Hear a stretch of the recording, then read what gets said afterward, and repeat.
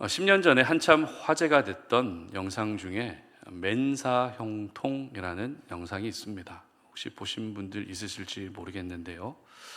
한 화장품 회사에서 에너지 팩토리 스킨핏 맨즈밤이라는 제품을 출시했습니다. 당시 취업 준비생들에게 이 화장품을 바르면 얼굴에 광채가 나서 바로 합격하게 된다는 영상 광고였습니다. 그런데 대상이 여성이 아니라 남성이었기 때문에 맨사형통이라는 제목을 붙인 겁니다. 여러분, 맨사형통과 비슷한 고사성어가 있죠. 어떤 고사성어죠? 만사형통이라는 고사성어가 있습니다. 그러니까 이 회사 화장품으로 화장을 하고 면접을 보면 원하는 직장에 바로 합격할 수 있다는 겁니다. 말하자면 취업이 만사형통이 된다는 뜻의 이 맨사형통이라는 영상을 만들어서 물건을 판매했던 것이죠. 실제 많은 남성분들이 제품을 구매하기도 했습니다. 그러고 보면 사람들은 형통이라는 말을 참 좋아하는 것 같습니다. 특별히 그냥 형통이 아니라 만사형통이라는 말을 들으면 어떠세요? 가슴이 두근거리지 않습니까? 그래, 만사형통, 나도 좀 만사형통 돼야지, 이런 생각이 찾아온다는 겁니다. 나도 꼭 그렇게 되고 싶다. 내 자녀의 인생도, 내 자녀의 취업도, 내 자녀의 진로와 결혼 문제도 만사형통이 되고, 내가 하고 있는 일과 사업도 좀 만사형통이 될 수 있었으면 좋겠다는 생각을 가지는 것이 모든 사람들의 마음인 것 같습니다. 그런데 성경에도 형통이라는 말이 나온다는 것입니다. 비록 만사형통 이렇게 네 글자로 나오지는 않지만 비슷한 의미로, 아니 거의 똑같은 의미로 어떤 표현이 나오죠? 범사에 형통하게 하셨더라, 이렇게 성경이 기록하고 있다는 것입니다. 계속해서 저희들은 요셉의 인생을 살펴보고 있습니다. 요셉은 형들에게 미움을 받고 결국 종으로 팔려가게 됩니다. 자신의 의지와 상관없이 요셉이 정착한 곳은 강대국 애굽이었는데요. 17살의 어린 나이에 요셉은 가족들에게 죽은 사람처럼 여겨졌던 것입니다. 그렇기 때문에 요셉을 찾기 위한 가족들의 노력을 기대할 수는 없었습니다. 그저 죽은 사람처럼, 버림받은 사람처럼 앞으로의 인생을 그렇게 홀로 외롭게 지내야 했던 것이죠.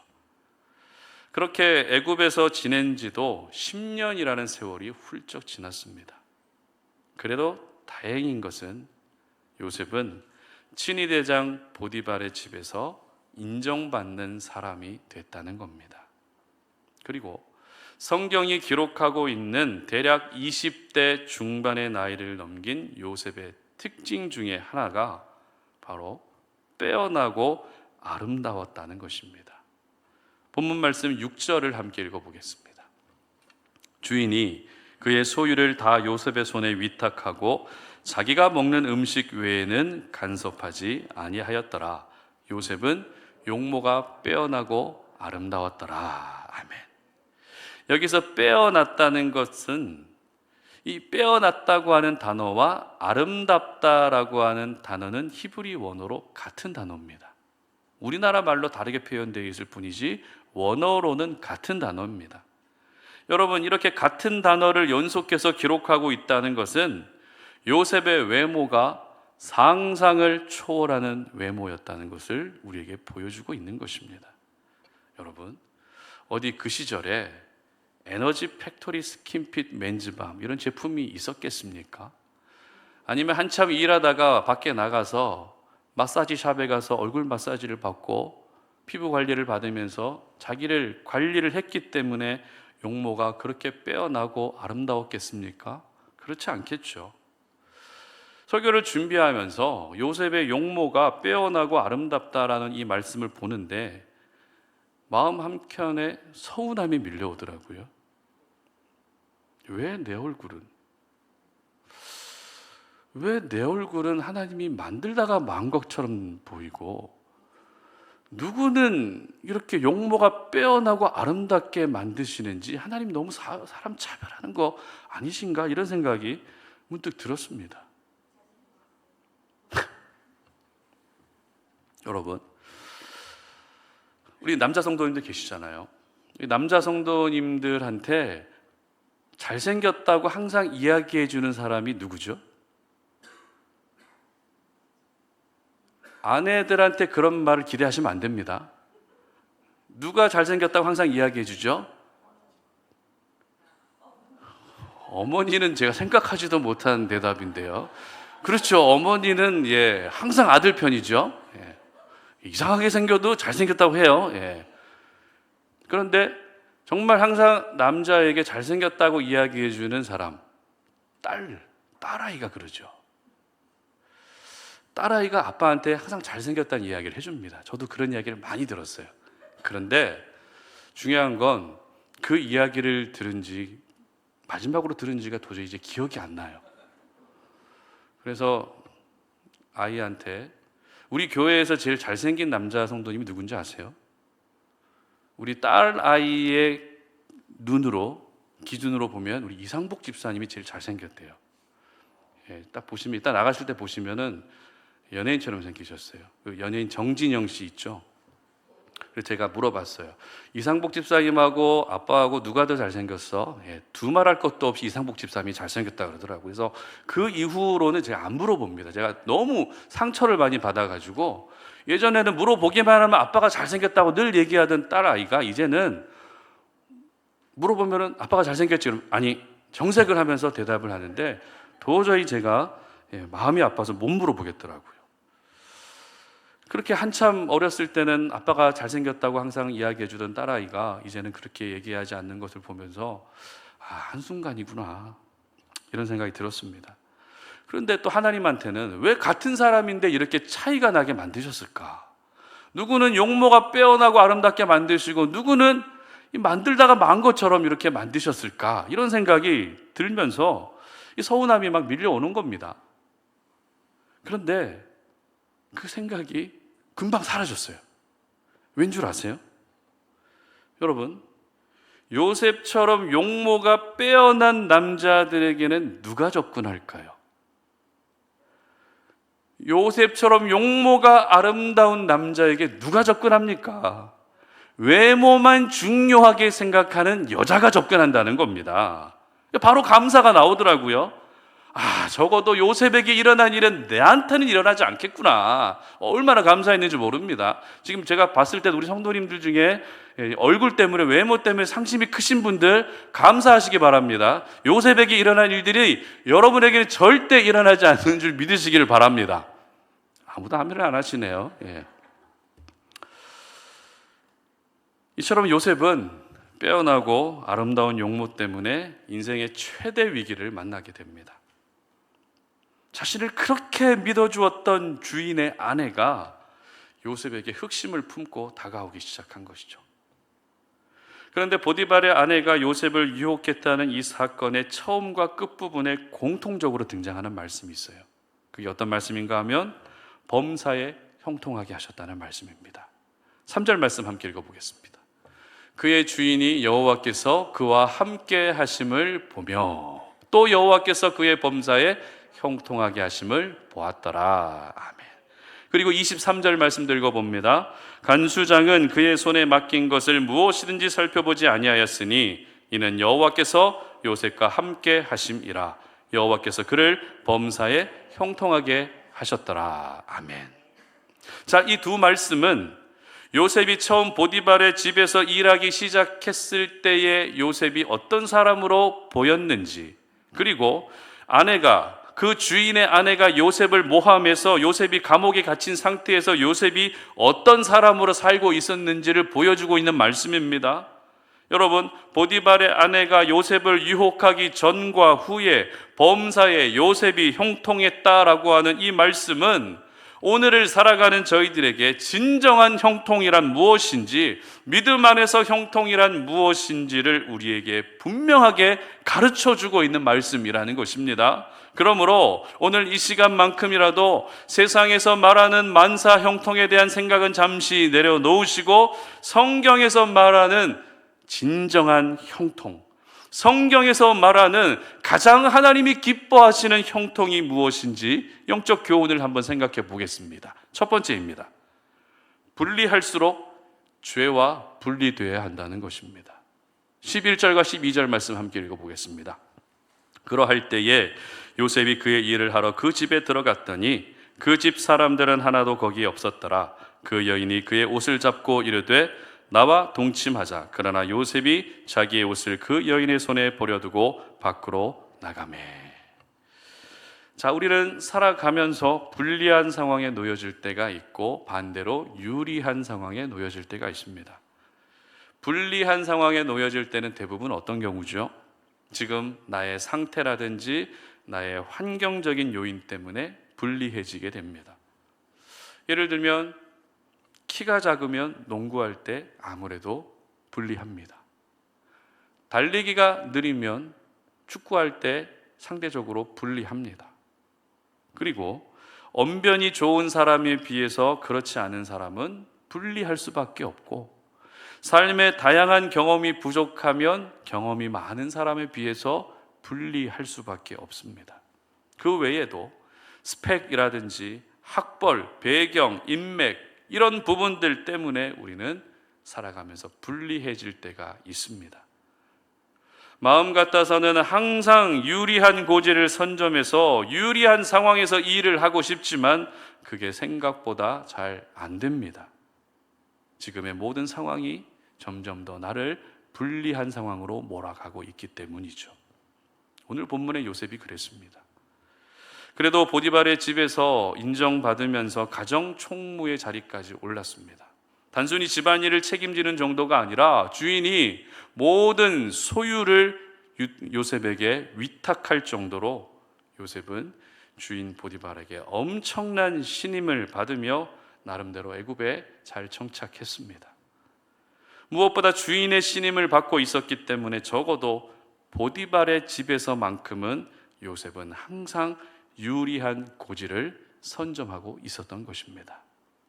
그러나 항상 유리한 위치에서 지내던 요셉이 한순간에 불리한 상황에 놓여지게 됩니다. 지금까지 보디발의 아내의 집요한 유혹을 요셉은 그래도 잘 물리쳤습니다. 그런데 하루는 집에 누구만 남게 됩니까? 요셉과 주인의 아내 단 두 사람만 남게 된 겁니다. 결국 이렇게 되면 누가 불리해지죠? 요셉이 절대적으로 불리해지게 되는 것입니다. 집에 다른 사람들이라도 있어야 이 아줌마의 유혹이 덜 심할 텐데 아무도 없으니 더 적극적이고 강제적인 모습으로 돌변합니다. 한마디로 보디발의 아내는 지금 이성을 잃어버리고 아무도 없는 지금이 기회라는 생각으로 오로지 육신의 정욕을 채우고 싶은 생각만 가지고 있었던 것입니다. 여러분, 이성을 잃게 되면 눈에 아무것도 안 보입니다. 이성을 잃게 되면 정상적인 사고와 판단이 무너져 버립니다.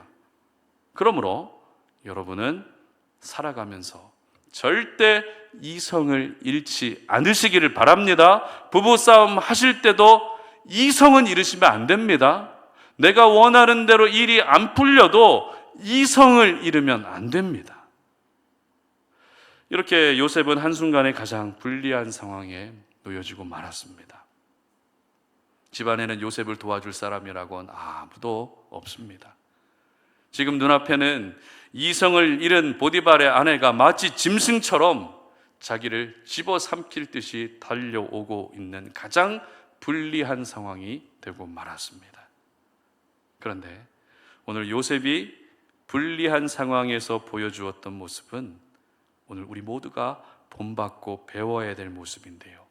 어떻게 했습니까? 죄와 분리되고 있었다는 것입니다.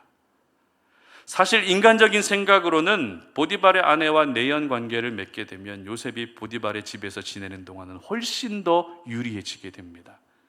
주인의 신뢰를 받고 있는 것도 유리한데 주인의 아내에게 꼭 필요한 사람이 된다는 것은 그야말로 앞으로 요셉의 인생이 승승장구할 수 있는 최고의 기회가 될 수 있었다는 것입니다. 따라서 그냥 눈 딱 감고 주인의 아내를 즐겁게 해주면 그걸로 요셉의 인생이 펴는 겁니다. 주인의 아내의 소원을 들어주면 이제부터 요셉의 인생은 레드카펫 위를 걷는 인생이 되는 것입니다. 그러나 요셉은 불리한 지금 상황에서 어떻게 행동하는 것이 앞으로 더 유리하게 될지 계산하며 죄를 짓지 않습니다. 주인의 아내를 즐겁게 해주는 것은 절대 하나님의 기쁨이 되지 않는다는 것을 알고 오히려 죄와 분리되기 위한 몸부림을 치고 있었던 것입니다. 내가 이 시간에, 내가 지금 이 자리에서 죄를 짓게 되면 그것은 하나님 앞에서 짓는 죄이기 때문에 비록 상황은 불리하지만 그래, 내가 죄와 분리되어야 되겠다, 이 생각을 했던 것입니다. 이처럼 요셉은 자신에게 가장 불리한 상황에서 죄와 분리되고 있었던 것입니다. 그렇습니다. 불리한 상황일수록 저희들은 죄와 분리돼야 합니다. 분리하기 때문에 더 유리해지도록 물불 가리지 않는 것이 아니라 분리하기 때문에 물불을 가려야 되는 것입니다. 사람들은 상황이 불리해지면 어떻게든 그 상황을 유리한 상황으로 바꾸어 보려고 하죠. 물론 이러한 시도가 잘못된 시도는 아닙니다. 그런데 이와 같은 시도를 할 때 문제가 하나 있습니다. 여러분, 불리한 상황을 유리한 상황으로 바꾸기 위해서 사람들이 가장 잘 사용하는 방법이 뭘까요? 지금 내가 상황이 너무 불리한데 이 불리한 상황을 역전시킬 수 있는 유리한 상황으로 바꾸기 위해서 무엇을 선택합니까? 바로 타협하게 된다는 것입니다. 그래, 어쩔 수 없으니까 이번만. 하나님이 이번 한 번은 봐주실 거야. 이 타협의 생각이 틈을 비집고 들어오는 것입니다. 그리고 결국 타협은 시작되고 더 이상 신앙 양심은 작동하지 않습니다. 타협이 시작되는 순간 사람으로서의 도덕성도 고장나 버립니다. 오로지 불리한 상황을 유리하게 만들기 위해 할 수 있는 모든 타협을 아무런 죄책감 없이 하게 되는 것입니다. 여러분, 오늘 저희들은 형통에 대해서 말씀을 나누고 있는데요, 정말 형통한 삶을 누리며 살기를 원한다면 분리할수록 죄와 분리돼야 합니다. 죄와는 전혀 분리되지 않고 왜 하나님이 나를 형통하게 해주지 않는지 원망하고 있을 것이 아니라 먼저 죄와 분리되고 나서 하나님이 어떤 형통의 은혜를 허락해 주실지를 기다릴 수 있어야 되는 것입니다. 사실 우리의 삶은 하나부터 열까지 모든 면에서 불리합니다. 세상에는 나보다 더 잘난 사람이 얼마나 많은지 모릅니다. 나보다 실력 있는 사람도 너무 많습니다. 나보다 배경도 좋고 학벌도 좋고 외모도 잘난 사람이 세고 셌습니다. 따라서 불리한 지금 내 상황을 신세한탄하고 있을 것이 아니라 분리할수록 우리는 죄와 분리되는 방향으로 우리의 삶이 바뀌어질 수 있어야 되는 것입니다. 그러므로 불리하다고 해서 여러분 절대 죄와 타협하지 않으시기를 바랍니다. 불리한 상황을 유리한 상황으로 바꾸기 위해서 불신앙의 계산기를 두드리지 않으시기를 바랍니다. 분리할수록 오히려 죄와 분리되셔서 더욱더 거룩하고 성결해지시기를 바랍니다. 그래서 죄와 분리된 사람에게 허락해 주시는 하나님의 형통의 은혜를 모두 경험할 수 있으시기를 주님 이름으로 축복합니다. 두 번째입니다. 형통은 상황보다 항상으로 결정된다는 것입니다. 23절 말씀 함께 읽어보겠습니다. 간수장은 그의 손에 맡긴 것을 무엇이든지 살펴보지 아니하였으니 이는 여호와께서 요셉과 함께 하심이라. 여호와께서 그를 범사에 형통하게 하셨더라. 오래전에 EBS 교육방송에서 상황의 힘이라는 주제로 실험을 한 적이 있습니다. 대학생 5명에게 간단한 퀴즈를 풀라면서 방에 들어가게 합니다. 그런데 1분 뒤에 방 문틈 사이로 연기가 새어 들어오기 시작합니다.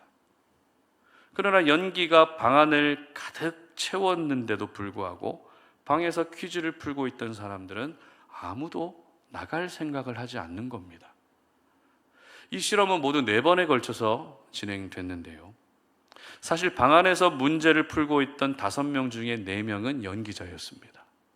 그리고 한 사람만 실제 실험 대상자였습니다. 그런데 4번에 걸친 실험에서 각기 다른 실험 대상자 모두가 연기가 방 안을 가득 채우고 있는데도 불구하고 밖으로 뛰어나가지 않았다는 겁니다.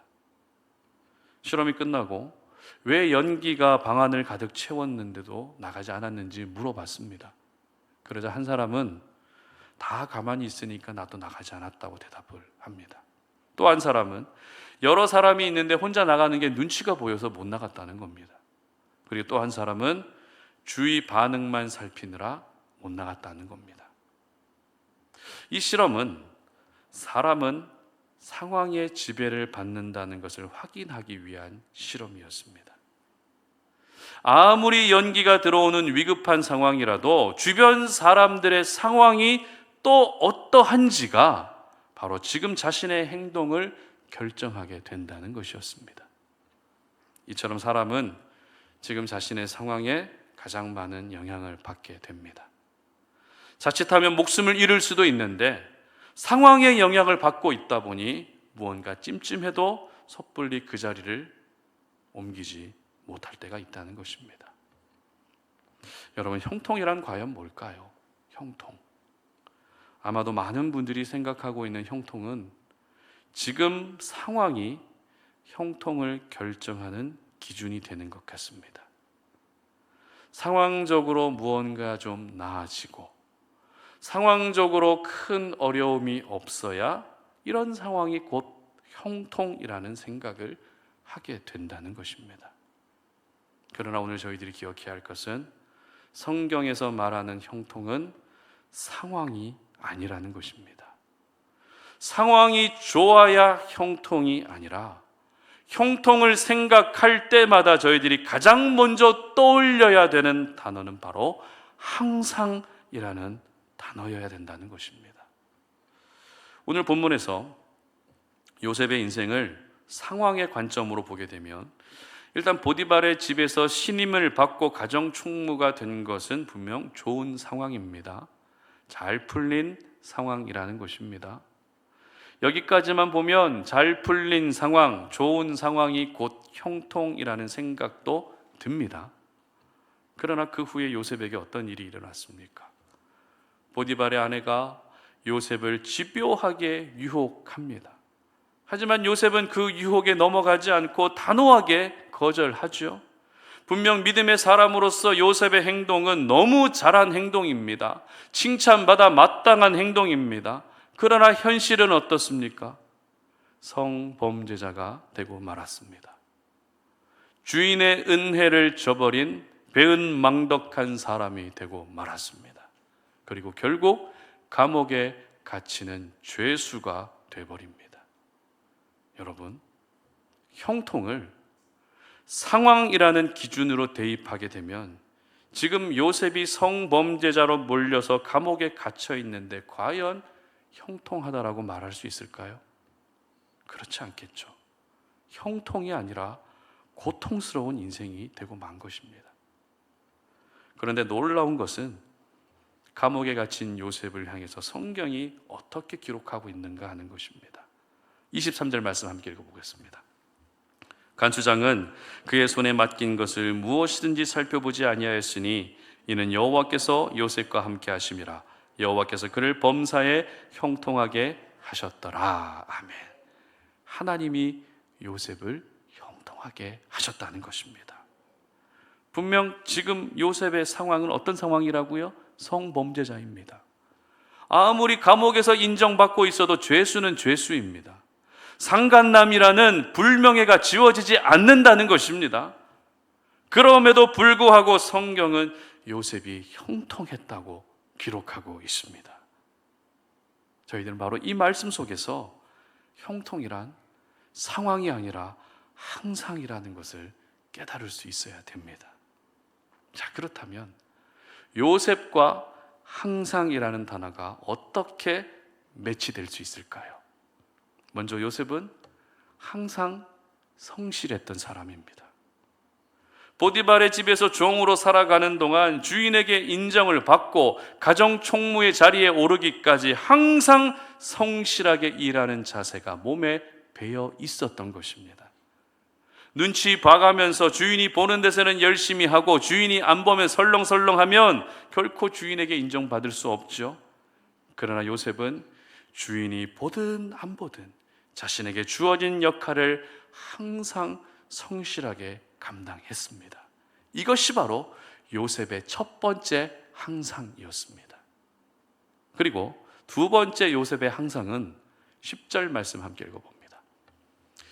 여인이 날마다 요셉에게 청하였으나 요셉이 듣지 아니하여 동침하지 아니할 뿐더러 함께 있지도 아니하니라. 아멘. 보디발의 아내가 요셉을 날마다 유혹했지만 요셉은 어떻게 했습니까? 듣지도 않았습니다. 동침하지도 않았습니다. 함께 있지도 않았습니다. 이 짧은 말씀에서 아니했다라는 말이 3번 연속 사용되고 있습니다. 무슨 말입니까? 요셉은 항상 죄의 유혹을 뿌리쳤다는 것입니다. 어떨 때는 뿌리치고 어떨 때는 못 뿌리치고 이게 아니라 항상 죄의 유혹을 뿌리쳤다는 것입니다. 죄의 유혹이 다가올 때 마음이 흔들리지도 않았습니다. 고민조차도 하지 않았습니다. 타협도 하지 않았습니다. 단호하게 항상 죄를 멀리했다는 것입니다. 이것이 바로 요셉의 두 번째 항상이었습니다. 그리고 요셉의 세 번째 항상도 있는데요. 바로 이 범사라고 하는 표현을 통해서 나타나고 있습니다. 오늘 본문에서 형통이라는 단어가 사용될 때 마치 단골 손님처럼 함께 사용되는 단어가 어떤 단어죠? 범사라는 단어가 같이 사용됩니다. 3절 하반절 말씀 함께 읽어보겠습니다. 여호와께서 그의 범사에 형통하게 하심을 보았더라. 23절 하반절입니다. 여호와께서 그를 범사에 형통하게 하셨더라. 여러분, 범사가 뭐죠? 범사가 무슨 뜻이죠? 모든 일, 이런 뜻 아닙니까? 즉 범사, 모든 일이라는 의미를 담고 있는 표현이 어떤 표현입니까? 바로 항상이라는 표현이라는 것입니다. 그래서 성경은 범사에 형통하게 하셨다는 말씀을 기록하기 전에 어떤 말씀을 먼저 기록하고 있는가 하면 여호와께서 요셉과 함께 하심이라, 이렇게 기록하고 있는 것입니다. 3절 말씀 읽어보겠습니다. 그의 주인이 여호와께서 그와 함께 하심을 보며 또 여호와께서 그의 범사에 형통하게 하심을 보았더라. 23절 하반절입니다. 이는 여호와께서 요셉과 함께 하심이라 여호와께서 그를 범사에 형통하게 하셨더라. 아멘. 이처럼 성경은 모든 일을 의미하는 범사라는 표현과 하나님이 요셉과 함께 주셨다는 표현을 같이 사용함으로써 범사와 하나님이 함께 주셨다는 것을 인과관계로 표현하고 있는 것입니다. 그렇습니다. 하나님은 요셉이 형들에게 버림받고 종으로 팔려온 가운데서도 함께해 주셨습니다. 억울한 누명을 뒤집어 쓰고 감옥에 갇혀 있는 가운데서도 함께해 주셨습니다. 이것이 바로 요셉의 세 번째 항상인 것입니다. 여러분, 형통은 상황이 아니라 항상입니다. 지금 상황으로 내가 형통한지 형통하지 않은지가 결정되는 것이 아닙니다. 형통은 항상 성실하게 살아가고 항상 죄를 뿌리치고 항상 하나님이 함께 주시는 것으로 결정되는 것입니다. 이것이 바로 성경에서 말하는 진정한 형통을 경험할 수 있는 방법인 것입니다. 따라서 저희들은 지금 상황이 날마다 고난과 문제가 반복된다 해도 내 인생은 형통하지 않다라고 그렇게 단정하면 안 됩니다. 하는 일이 실패를 거듭하고 있어도 나는 형통하지 않다라고 자신을 비관하면 안 됩니다. 왜입니까? 형통은 상황으로 결정되는 것이 아니라 항상으로 결정되기 때문입니다. 그러므로 항상이라는 이 단어, 항상이라는 이 표현을 절망과 패배와 아픔 속에 살아가던 저와 여러분에게 다시 생기를 불어넣어주는 생명의 단어, 생명의 표현으로 받아들일 수 있으시기를 바랍니다. 여러분, 항상 하나님을 의식하며 주어진 자리에서 성실하게 살아가시기를 바랍니다. 항상 죄의 유혹을 뿌리칠 수 있으시기를 바랍니다. 항상 하나님이 함께 해주시기를 기도하고 또 기도할 수 있기를 바랍니다.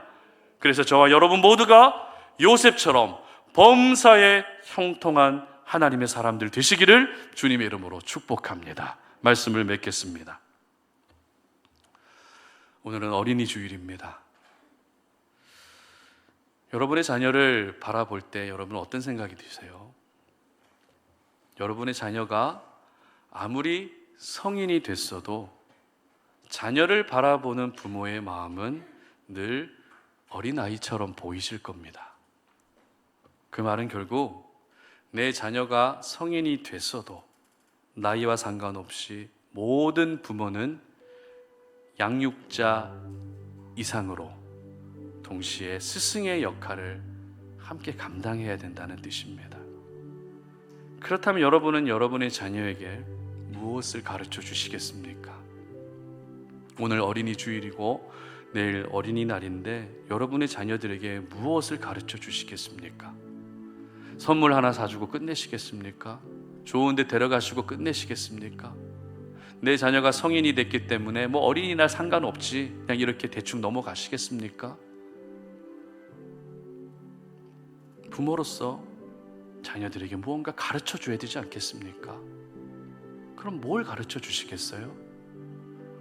인생을 사는 법, 사람을 상대하는 법, 세상 속에서 살아남는 법, 물론 이런 것들도 가르쳐 줘야 되겠지만 오늘 우리가 함께 살펴봤던 말씀을 생각하시면서 여러분의 자녀에게 진정한 형통이란 무엇인지 가르쳐 줄 수 있었으면 좋겠습니다.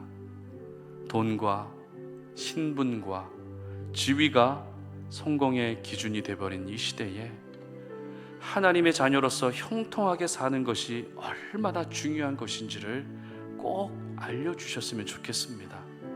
그러므로 불리한 상황을 핸디캡으로 여기지 마시고 불리한 상황일수록 더 죄와 분리될 수 있어야 된다고 가르쳐 주시기를 바랍니다.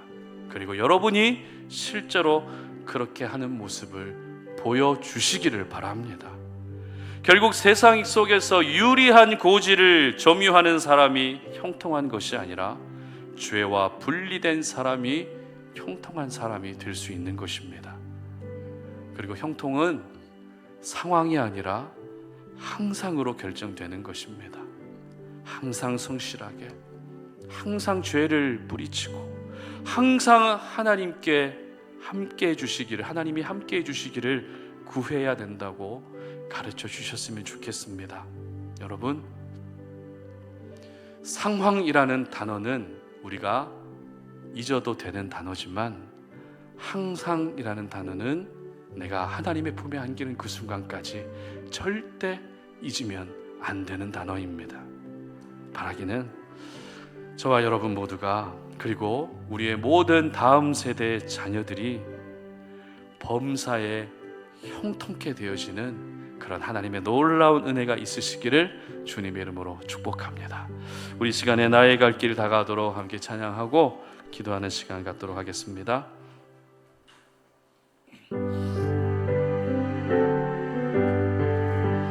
나의 갈 길 다가도록 예수 인도하시니 내 주 안에 있는 긍휼 어찌 의심하리요. 믿음으로 사는 자는 하늘 위로 받겠네. 무슨 일을 만나든지 만사 형통하리라. 무슨 일을 만나든지 만사 형통하리라. 나의 갈 예수 인도하시니 어려운 일 당한 때도 족한 은혜 주시네. 나는 심히 고단하고 영혼 매우 가라나 나의 앞에 반석에서 샘물 나게 하시네.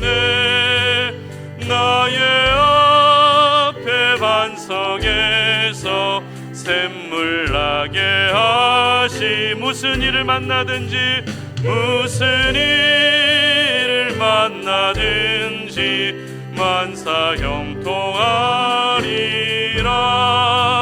무슨 일을 만나든지 만사 형통하리라. 아멘. 모든 사람들은 형통에 관심이 많은 것 같습니다. 어떻게 하면 내가 형통해질 수 있을까? 어떻게 하면 만사 형통해지고 어떻게 하면 범사에 형통해질 수 있을까? 너무 사모하고 또 기다리고 있지만 이 형통의 인생을 누리며 사는 것이 쉽지 않은 것 같습니다. 왜냐하면 형통에 대한 해석이 다르기 때문입니다. 형통에 대한 접근이 다르기 때문입니다.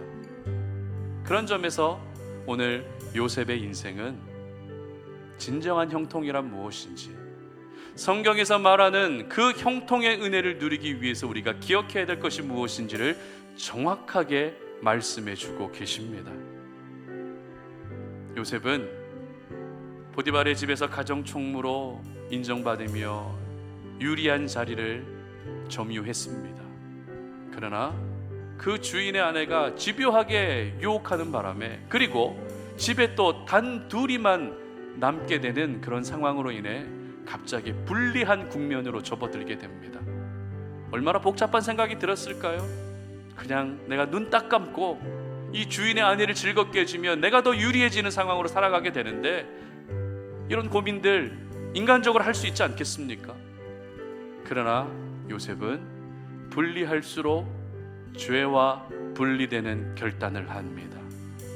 내가 이 시간에 죄를 지으면 이것은 하나님 앞에 범죄하는 것임을 기억하면서, 그래, 내 상황은 불리하지만 이 불리한 상황을 유리한 상황으로 바꿔가기 위해 무리하는 것이 아니라 죄와 분리돼야 되겠다. 분리할 때 내가 죄가 분리되는 것이 내가 살 수 있는 길이라는 것을 생각하며 그렇게 죄와 분리된 인생을 살았던 것입니다. 그리고 요셉이 누렸던 그 형통은 상황으로 결정된 것이 아니라 항상으로 결정됐습니다. 상황으로 보게 되면 지금 감옥에 갇혀 있는데 어떻게 형통하다고 말할 수 있겠습니까? 그러나 성경은 요셉을 가리켜 형통하다라고 분명히 말씀하고 있습니다. 왜요? 형통은 상황이 아니라 항상이기 때문입니다. 항상 하나님을 의식하며 성실하게 살았고, 항상 죄의 유혹을 뿌리쳤고, 항상 하나님이 함께 해주시는 인생을 살았기 때문에 요셉은 형통한 인생이 될 수 있었던 것입니다. 그러므로 오늘 이 시간 함께 기도하며 나아갈 때, 하나님, 나도 이렇게 요셉과 같이 형통한 인생을 살기를 원합니다. 분리할수록 죄와 타협하지 않게 하시고, 분리할수록 죄와 분리되는 인생을 살게 하시며, 그리고 형통은 상황으로 결정되는 것이 아니라 항상으로 결정된다는 것을 기억하면서 날마다 주님 앞에 바로 세워지게 하여 주시옵소서. 그리고 사랑하는 내 자녀도 역시 하나님이 허락해 주시는 형통의 은혜를 경험할 수 있게 해달라고 다 함께 주여 한번 외치고 기도하며 나아가겠습니다. 주여, 하나님 아버지 감사합니다. 오늘 이 시간에 우리에게 주신 생명의 말씀을 기억합니다.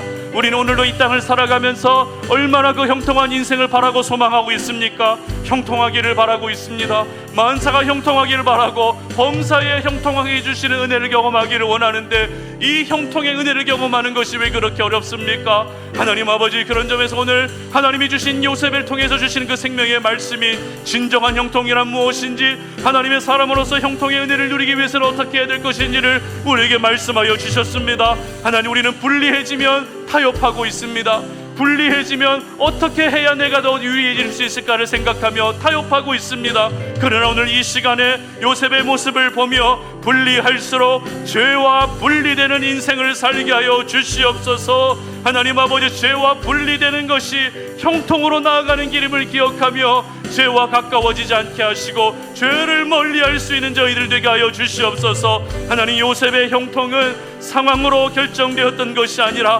항상으로 결정됐습니다. 항상 성실하게 살아갔고, 항상 죄의 유혹을 뿌리쳤고, 항상 하나님이 함께 해주시는 은혜를 경험했기 때문에 그 인생이 바로 형통한 인생이었습니다. 비록 요셉은 감옥에 갇힌 죄수의 신분이었지만 하나님이 요셉의 인생을 평가하실 때는 그와 함께 해주셨고 형통하게 하신 인생이라고 분명하게 평가해 주셨습니다. 우리 사랑하는 성탄 올인의 모든 지체들도 상황 때문에 무너지지 않게 하시옵소서. 상황 가지고서 형통을 우리가 판단하지 않게 하여 주시옵소서. 내가 하나님 앞에 언제나 항상 무엇을 하고 있는지를 돌아볼 수 있게 하여 주시고, 이 항상이라는 단어가 다시 나를 살리는 생명의 언어가 되게 하여 주시옵소서. 우리 사랑하는 우리 자녀들도 축복하오니 하나님, 우리 자녀들을 두 손 높이 들고 축복해 주시기를 원합니다. 이 세상의 죄와 악으로부터 보호하여 주시옵소서. 이 자녀들이 하나님을 경외하는 자녀들 되게 하여 주시고, 요셉의 인생처럼 하나님이 그를 형통케 해주시는 은혜를 누리는 우리 성탄 올인의 모든 자녀들, 우리 다음 세대들 되게 하여 주시옵소서. 살아계신 하나님, 오늘도 우리에게 주신 생명의 말씀을 기억합니다. 우리는 늘 형통을 꿈꾸고 형통을 바라고 있는데 형통에 대한 생각이 너무 달랐습니다. 형통에 대한 접근이 너무 달랐습니다. 내가 열심히 하면 형통하게 될 줄 생각했는데 하나님이 원하시는 형통은 그게 아니었습니다. 아버지 하나님, 우리가 이 땅을 살아가면서 불리한 상황에 놓여질 때마다 유리한 상황으로 바꾸기 위해 타협하지 않게 하시고, 불리할수록 죄와 분리되는 인생을 살게 하여 주시옵소서. 그리고 형통은 상황으로 결정되는 것이 아니라 항상으로 결정된다는 것을 기억합니다. 항상 하나님을 의식하며 성실하게 살아가게 하시고, 항상 죄의 유혹을 뿌리칠 수 있게 하시고, 항상 하나님이 함께 해주시기를 기도하는 우리 성도님들 되게 하여 주시옵소서. 우리 자녀들을 주님 기억하여 주시옵소서. 이 세상 가운데 거룩하게 구별된 자녀들 되게 하시고, 공부할 때 지혜를 주시고, 세상을 살아갈 때 만남의 축복을 허락해 주시고, 육신으로, 육신적으로, 정신적으로, 영적으로 건강한 우리 아이들 되게 하여 주시기를 원합니다. 그래서 이 아이들을 통해서 하나님의 나라가 확장되게 하여 주시옵소서. 부모로서 이 자녀들을 바라볼 때마다 가장 먼저 들어야 될 생각은, 하나님, 내 자녀가 나보다 더 훌륭한 믿음의 사람이 되기를 원합니다. 이거여야 되지 않겠습니까? 하나님, 내가 신앙생활 잘하고 있다고 해서 그것으로 만족할 것이 아니라 우리의 자녀들이 나보다 더 위대한 하나님의 사람으로 살아갈 수 있도록 꿈꾸며 그것을 기도할 수 있는 깨어있는 부모님들 되게 하여 주시옵소서. 이 아이들이 교회에 나온다고 해서 교회가 이 아이들의 인생을 책임져 줄 수가 없습니다. 이 아이들의 인생은 지금 이 자리에 계신 부모님의 손에 달려 있고, 부모님이 의지하고 있는 하나님의 손에 달려 있습니다. 하나님 아버지, 부모님들이 자녀들의 교육과 자녀들의 믿음과 자녀들의 진로를 위해 무릎 꿇고 눈물로 기도하는 부모님들 되게 하여 주시고, 눈물의 기도를 받으셔서 우리의 자녀들이 이 세상 가운데서 범사에 형통해지는 은혜를 허락하여 주시옵소서. 이제는 우리 주 예수 그리스도의 은혜와 하나님 아버지의 끝없는 사랑과 성령의 교통하심이 오늘 이 시간 주님 앞에 나와 예배하며 우리에게 주신 생명의 말씀을 기억하면서 그를 범사에 형통하게 해주셨던 하나님의 은혜가 우리 모든 성도님과 우리 자녀들에게 임하기를 원하는 우리 모든 지체들 머리 위에 이제로부터 영원토록 함께 하시기를 간절히 축원하옵나이다. 아멘.